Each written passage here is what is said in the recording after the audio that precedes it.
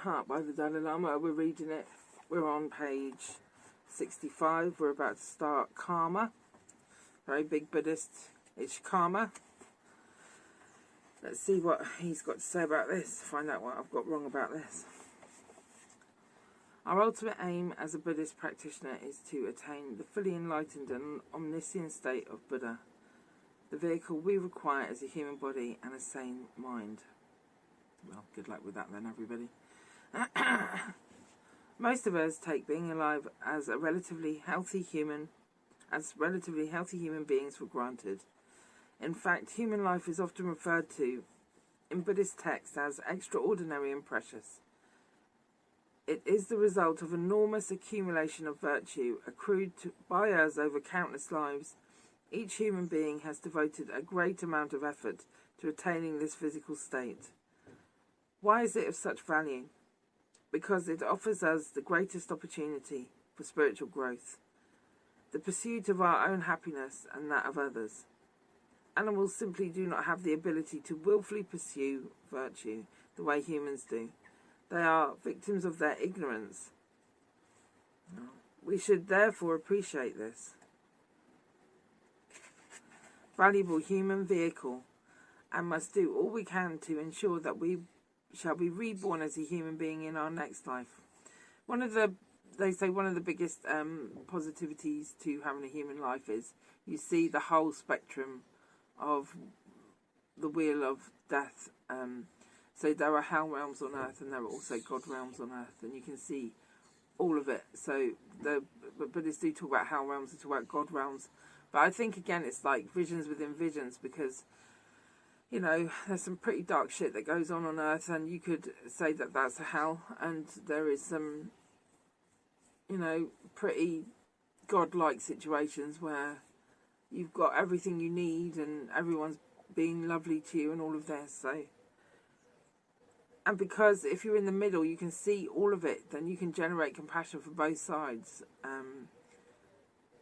So that's why a human life is precious from a learning the mind point of view, especially if you're in the middle, like me, like where you are not constantly struggling for survival. I mean, literally, like in Syria or something, or you're not absorbed in your own life, like when you're like super rich, expecting everything and being able to get what you want. That's a total distraction. When you're in the middle and you're a bit of everything, you can get your shopping in, but you also have to, well, you get the point. It's in the middle.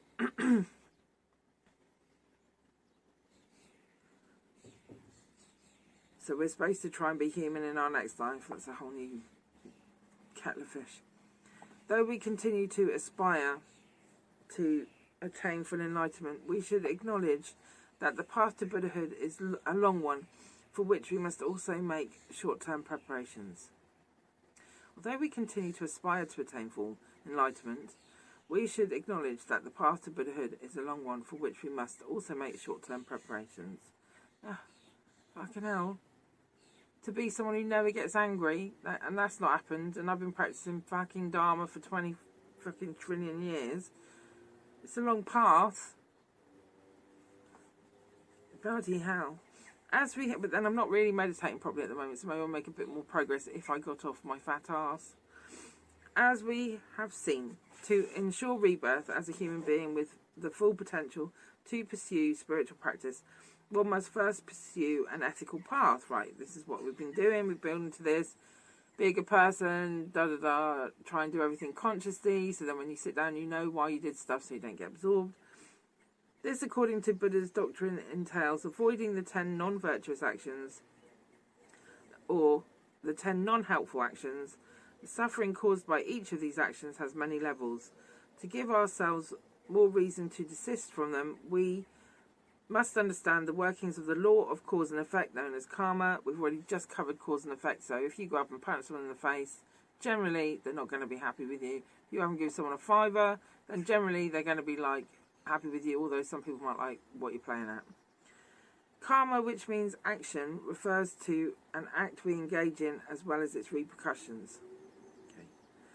Karma is everything. It sounds like it's separate. karma. But karma's everything. It's the shape of my hand right now. It's how I talk. It's my cause and effect. I've got a shower curtain behind me. The floor, where I am in the world, is just everything. It's like the fabric of reality. But where the Buddhists are, the karma aspect comes in, is that it's born from our cause and effect. So if, which is a little bit like, so like he was talking about earlier, like if you're depressed, everything you see is dark and it's not happy. And so our karma is a mixed bag of everything. How you perceive, how you got where you are, the stuff you've got around you, and cause and effect plays all in that, down to your basic items. Like you decided you wanted a tin of beans, you've got a tin of beans. So cause and effect is in everything. Karma, which means action, refers to an act we engage in as well as its repercussions.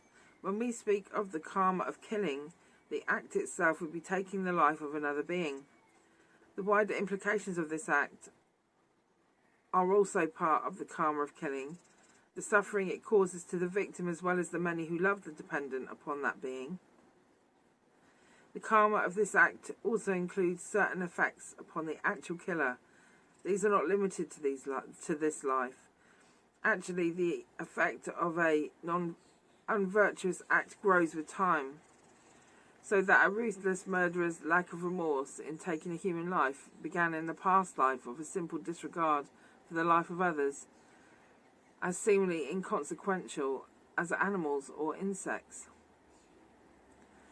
This is very much Buddhist, sort of like, that's quite, you have to really think about karma and believe in it to believe in future lives, right?